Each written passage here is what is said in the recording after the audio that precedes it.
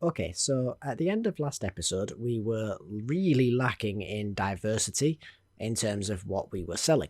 And as a result, when the opportunity to tank a UBRS run on my warrior came about, I thought, fantastic, there's lots of avenues in which I can make money from UBRS, and I'll give it a go. I haven't played the warrior in a long time, and it's one of the considerations that I have for what I want to main in TBC, so if nothing else, I'll come away with that. But I was hopeful of getting blues that I could disenchant for large brilliant shards in here. I was hopeful of skinning all of the mobs and getting a lot of high value, high end leathers. And I was hopeful of BOEs and most notably the books to train the higher ranks of skills from here, which on my realm, depending on which one you get, are still selling for some pretty good money. And long story short, I came away with diddly squat. I didn't get either of the 2 drops that I could have got in this dungeon that were good for my warrior. I got none of the other drops that did come from the bosses to disenchant. There were 2 BOEs, and I won neither one, including the very high value book for Rogue Eviscerate that would have sold for nearly 300 gold. And in my own stupidity, with it being so long since I played the warrior, I forgot that I'd actually dropped skinning, so I came away from here with basically the exact same gold that I came into it with. The only benefit to this run was the fact that I re-fell in love with my warrior, and it made my decision for what I want to main in TBC even harder, because up to this point I was very much leaning towards the rogue, and now I am once again unsure in somewhat of a 4-way tie.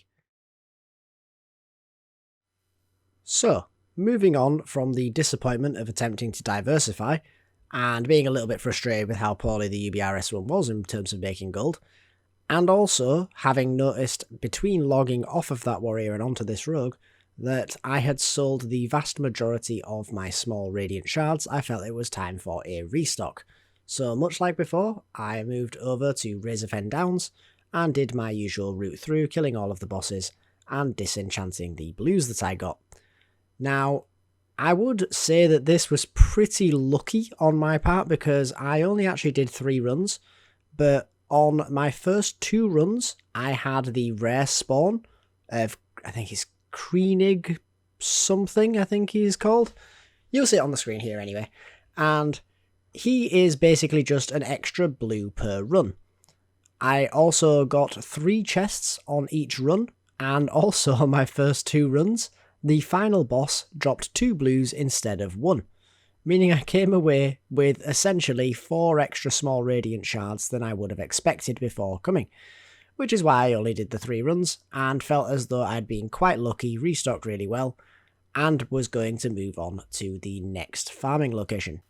So while farming, it can get a little bit tedious, and I still had this need to diversify. So while I was doing my Razorfen Down runs, I was also watching other YouTubers on their gold farming spots and see if there was anything that I might be able to give a go in order to get some different things on the auction house to what I had already had occurred to me.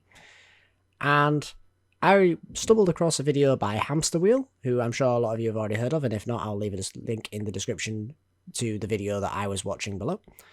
And he went to a few different locations, some good, some not so good, and the one that caught my eye was Silithus, so I thought I'd give that a try.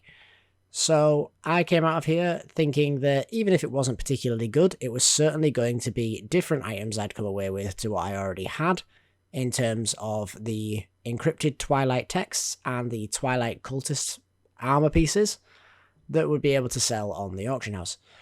And I stayed here for an hour, and I came away with quite a lot, in all honesty. Much like in his video, he came away with high amounts of value. The only question still up was going to be how well it sold. So after the hour, I posted everything back to my bank tune, got it all up on the auction house, and I suppose now it's time for us to go and have a look at how well we've done in these last few days in terms of our sales. Or perhaps not. I've actually been farming so much gold in the last few days that I've actually lost track of what I'd done and more particularly what order it came in, and I completely forgot about the fact that, as much as I'm sure some of you will laugh at me for this in the comments, I actually went back to Tier's Hand. We've already done it twice and it's been rather lackluster, and in all honesty, it's simply just one of my favourite gold farms. It's been very good to me in the past, and it's one that I enjoy doing. So it's one that I often find myself leaning towards, and I figured if I do it enough, eventually I'll get lucky. So I went back, I did another hour at Tier's Hand, and it was actually quite consistent, in truth. And to be fair, this is actually one of the reasons I quite like the farm. While it's an inconsistent farm, the low end is still decent. If you come away with nothing more than Runecloth and maybe a green or two in a whole hour, you still make okay gold. It's not tragic. It's not great, but it's not tragic. And in this one, I did actually come away with a rather nice green item, so I shouldn't complain too much, in the form of a ring that was going to sell for a little bit, as well as also a Traveller's Backpack, which I'm not going to sell. I'm actually going to sell the Runecloth bag that I was using, because one problem I've had all this time is running out of bag space, and I realised I only had 2 of my 4 bag slots equipped with a Traveller's Backpack at this point, so now it's 3. Fantastic.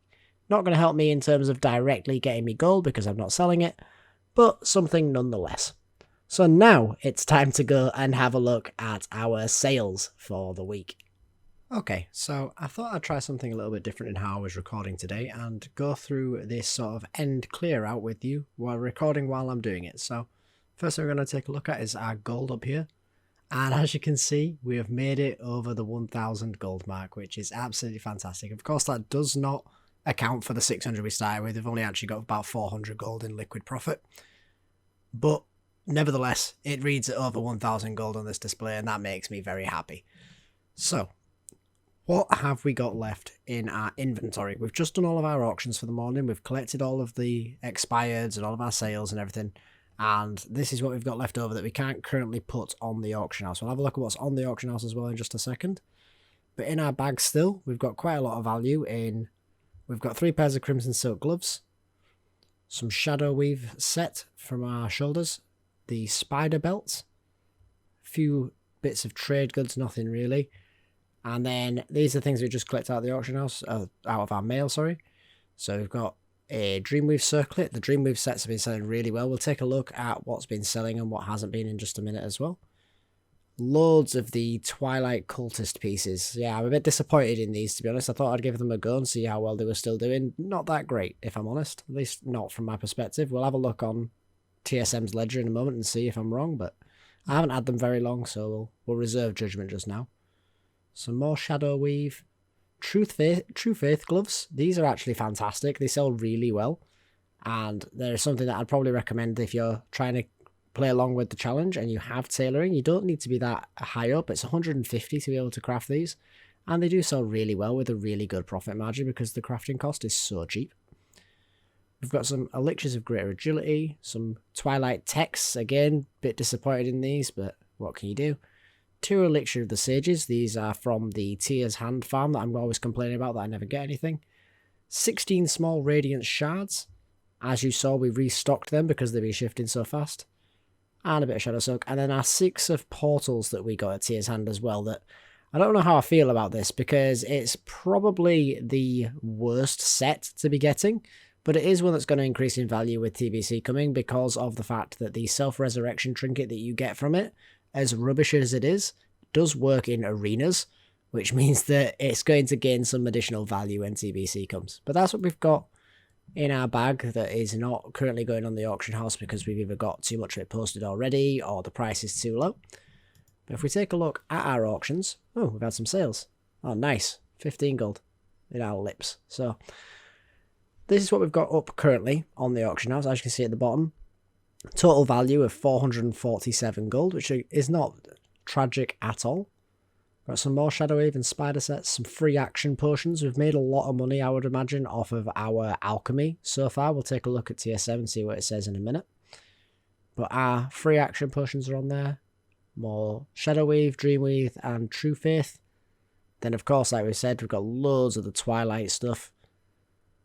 Even more Shadow Wave and Dreamweave. Keep going down. More lips. We've got some enchanting materials, so we've got a Greater Mystic Essence. We've actually done really well with the enchanting materials. I was expecting to see more of it as we came down this list, if I'm honest with you. But I'm guessing a lot of it has sold. Not particularly surprising when you look at it, because of the fact that obviously enchanting materials are something that's fairly large supply, large demand, so it does shift quite quickly. We've got a couple more greens that are a bit better in their suffixes than some of the others, so I thought I'd give them a go, see if we can sell them outright, make a little bit more money than we would disenchanting them. I think all of them were acquired from Tier's Hand. It did a lot better for us than I gave it credit for. And then down at the bottom here, we've got all of our bronze bars, iron ores, and mithril ores that we got while we were leveling up our mining. And Endurium ore, which, to be honest, I thought I'd sold to the shop, but clearly I haven't, so we'll leave it there anyway for now, since it's up anyway. We'll see if we get lucky with it. And then if we have a look on our TSM, as you can see, this graph is going the right way, which is very nice to see, despite the fact that we have invested quite a lot in materials so far in order to be able to craft all that things that you saw from alchemy and tailoring on the auction house. I would ignore all of this, if I'm honest with you, because it just doesn't work very well on TSM at the minute. The other day it was saying that my highest profit was something that was negative, and it was an item, I can't remember what it was, but it's something that I don't really even purchase or sell, so I would take that with a grain of salt. What does work a little bit better, however, is our revenue. So if we change this to be auction only, because you all know what you get that you sell to the vendor. It's pretty self-explanatory. We can have a look at that if you want. Let me know in the comments below. But if we change this to our last 3 days, I know it's 2 days since the last video really, but it gives us a semblance of an idea. We can obviously see the time frame of when we made the sales. So we sold a bit of cloth, lips, some ore, small radiant shard. I imagine we're going to see quite a few of them because, like I said, we did have to go and restock on those. Send some mighty troll's blood, silk cloth. It doesn't sell for much, but it is selling, and that is something that, I'll be honest, I just happen to have in my stores, so we threw that on there while we had it. Some Dreamweave sets. Like I say, look at the prices on these. You may only sell them one at a time, but 11 gold 40 for the Dreamweave vest. At current prices, the crafting cost is 4 gold. So that's like a 7 gold profit. That's absolutely fantastic. Dreamweave gloves, not as big of a profit margin, but again, absolutely brilliant. And I was surprised how well they've been selling. A lot of things that you would expect to see in here. Elixir of the Mongoose. Now, this is definitely something that is making us a lot of our money. Now, bear in mind, it says that we're only making 9 silver. That's at the current prices if we were to purchase the pieces right now. We only purchase the items to create our Elixir of Mongoose. We don't farm them. However, we only purchase them when they are on cheap. The Plague Bloom that you use to craft Elixir of the Mongoose is very variable in price, at least on my server, usually based on the day of the week. So we're purchasing it when it is very cheap, crafting the elixirs and selling the elixirs when they are quite high. I'll be honest, I'm less strict on selling the elixirs at a high price. I don't mind selling them a bit cheaper. It's making sure I get the Plague Bloom very cheap. That is what I focus on.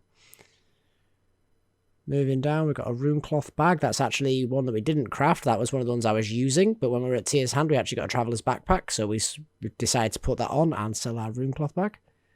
2 moon cloths. Now, that's one that we have been doing with our crafting on cooldown, but hasn't been shown in the video simply because, if you remember, I had some issues with video corruption. That was the first thing on that list that was in the corrupted video. The Moonwell doesn't like me. We've got some more enchanting materials, including some small radiant shards. You see these things, they just keep popping up intermittently, but they're all selling 2s here and 3s there for 4 gold 50 a time, if not a little bit more. And they're just so consistent. Honestly, I think that's been the best farm we've done so far, simply because of the fact it's reasonably high value per item. They're so easy to get, and they just keep selling. They just trickle through all the time. Lips, free action potions, elixirs, Dreamweave gloves. As you can see, it's almost all coming from the crafting for the most part. We did get this loop of nature resistance. That was a very nice drop for us. 11 gold 50. We got that at Tier's Hand as well. And I think that's pretty much all of the noteworthy items, apart from, look at these, the Shadow Weave items. 1 gold crafting cost, maybe 2 gold. 10 gold profit right now, if we were to sell one of those. This is absolutely unreal. Like, the amount of money you can make off these items is fantastic, especially because a lot of people right now are leveling warlocks, because they're getting ready for TBC. They all want to shift from the warrior that's strong in Classic to the warlock that's strong in TBC. And these items are pretty much as good as it gets during leveling for a warlock. So they're shifting real well. So now I don't think we've got too much else of note. James backpassing, look, more small radiant shards, just keeping on going. But if we have a look, just make sure I've not missed anything. Yeah, so like I say, Shadow Weave, Dream Weave, the Mongoose selling very rapidly, and all of the small radiant shards. Now the only thing I do want to look at here is expenses. And if we sort this by item, that was an error. I actually didn't even mean to buy that, if I'm honest. I was looking at the price of the recipe, purchased it by mistake. Oops. But yeah, we live and learn. Can't just discount it because it was an error on my part. We'll just have to live with that. But yes, our Plague Bloom. I'll be honest with you, I'm a bit disappointed with myself purchasing these ones here at 1 gold 90. That didn't leave me an awful lot of a profit margin. But down about these sort of marks is where we're going to make a bit more. But yeah, looking at that, you can see this is almost entirely, if not entirely, materials to make those crafting items that we have been selling. I'm not sure about the validity of this. I feel like I've spent more on Plague Boom than it seems to think I have here. But yeah, it gives you a good understanding of where we're spending and roughly what on. So we'll close that down. I think that's us about wrapped up for this episode, guys. If you did enjoy the episode, please do consider liking and subscribing to the channel. And I hope to see you in the next one. Later.